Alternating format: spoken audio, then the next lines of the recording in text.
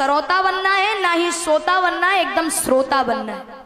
एक दृष्टांत आता है, शास्त्रीय दृष्टांत नहीं है, विनोद भाव में, यानी हम लोगों का दृष्टांत है आजकल का। एक गांव में हर साल कथा होती थी, यही समझ लीजिए। एक गांव में कथा होती थी तो हर बार होती थी, अब की बार हुई वक्ता आए कथा करने के लिए। बड़ी सुंदर व्यवस्था की गई, बड़ी अच्छी तरीके से व्यवस्था की गई। लेकिन जैसे ही व्यास जी मंच पर बैठे, व्यास गादी पर विराजमान हुए, तो एक व्यक्ति खड़ा होकर के बोला, महाराज जी कथा शुरू बाद में करना, अभी हमारे सेठ जी नहीं आए, अभी हमारे सेठ जी को आ जाने दो, कथा बाद में। हाँ, वो हमारे मुख्य हैं, वो नहीं आएंगे तो उनके बिना कैसे कथा हम श्रवण पान कर सकते हैं, कैसे शुरू करा सकते हैं, इसलिए हमारे सेठ जी को आ जाने दो, उसके बाद आप कथा बोलिएगा। देखिए व्यास जी मंच पर बैठे हुए हैं, भक्त भी आ गए, अब खींच करके लाया गया। सेठ जी चलो, कथा हो रही है, सेठ जी चलो। आ भी गए सेठ जी। सेठ जी बड़े आलसी है, लेकिन व्यास जी समझे भाई बड़े विद्वान होंगे, सुनने वाले होंगे, भक्त होंगे, बड़ी भक्ति होगी। सामने जस्ट सोफा डाला गया, सेठ जी आए, सेठ जी बैठे, बोले अब कथा शुरू करो।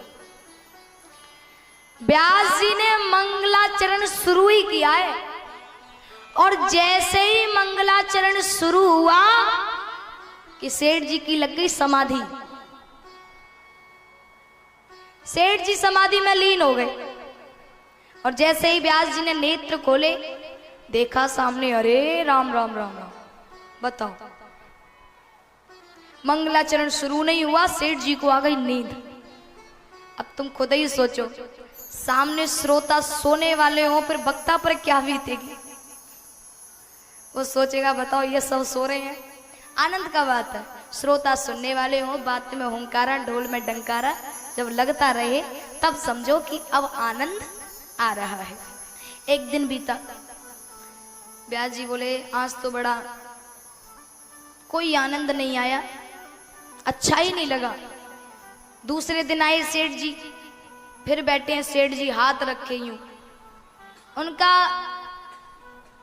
8-9 साल का पोता चलता था साथ में। व्यास जी ने कथा शुरू आरंभ से पहले सेठ जी के पोते को बुलाया, इधर आओ बेटा। हाँ बोलो महाराज जी। हम आपको 50 रुपया देंगे। आजकल के बच्चे वाले चालाक होते हैं, हर कोई चालाक है। बोले महाराज 50 रुपए तो दोगे, काम क्या है, काम बताओ पहले, काम बताइए, क्योंकि बिना काम के तुम 50 रुपए देने वाले तो हो नहीं, तो पहले काम बताइए, क्या काम है। बोले देख बेटा, करना कुछ नहीं है, तेरे दादाजी कथा श्रवण करने के लिए आते, और आते ही आते बड़े जोर के खर्राटे लेवे लग जाऊंगे, तो बस मैं तुझे 50 रुपए दूंगा। अब जब जब तेरे दादा को नींद आए, जैसे ही दादा तेरे सोने को हो कि तुरंत कोहनी मार देना, तुरंत कोहनी मार देना, ठीक है। पैसे कहाँ हैं? पैसे दे दिए। कथा शुभारंभ हुई, मंगलाचरण चल ही रहा था कि सेठ जी को नींद आने लगी। जैसे ही नींद आई, व्यास जी ने इशारा किया, लाला देख, इशारा जैसे किया तो कौन ही मार दी, बड़े आराम से। हाँ, कथा सुनने लगे सेठ जी, सुनाइए कथा।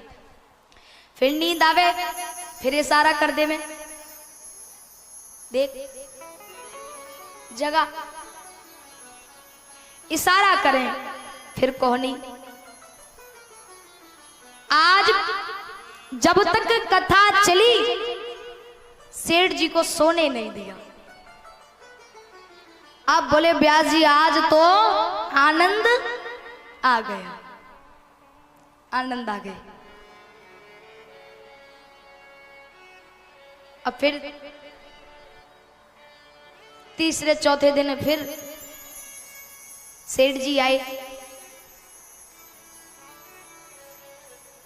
ब्यास जी ने कहा हाँ अब तो इसको पता चल ही गया कि दिन ब दिन 50 पैसे देंगे, 50 रुपए देंगे और ये हमारा काम करता रहेगा। अब सेठ जी बैठे हुए हैं।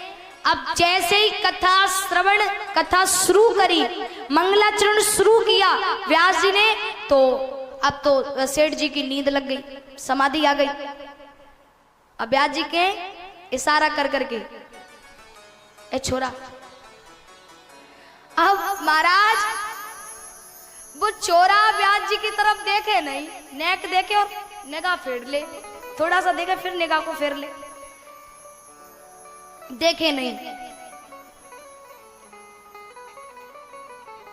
और थोड़ी सी दृष्टि जाए फिर व्यास जी कहें इशारा करके अरे देख कौन ही लगा। लेकिन अब छोरा नजर फेर लेता है। आज क्या बात हो गई, सेठ जी सो गए, छोरा जगा भी ना रहे हो, 50 रुपए दे दिए, अब क्या चाहिए। कथा को विराम दिया गया। शाम के समय, सायंकाल के समय व्यास जी ने पोते को बुलाया। छोरा इतक हुआ आयो, बोले आज हमने तुझसे बोला कि अपने दादा को जगा, फिर क्यों नहीं जगाया। बोले देखो महाराज महंगाई का जमाना है। कैसे। आपने कहा 50 रुपए देके कि अपने दादा को उठा देना,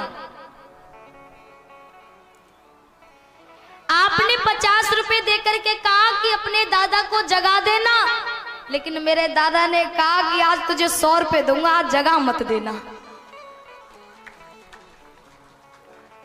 तुझको 100 रुपए दूंगा, आज मुझको जगा मत देना। बोले लाला तो पैसा चाहिए तो मैं दे देता और मांग लेता मुझसे, पर आज तने अपने दादा को सुला दिया। बोले महाराज महंगाई का जमाना, जो जितने देगा वो उतना ही काम कराएगा। प्रेम से बोलिए जय जय श्री। तो बस समाधि में मत खोना, ठीक है।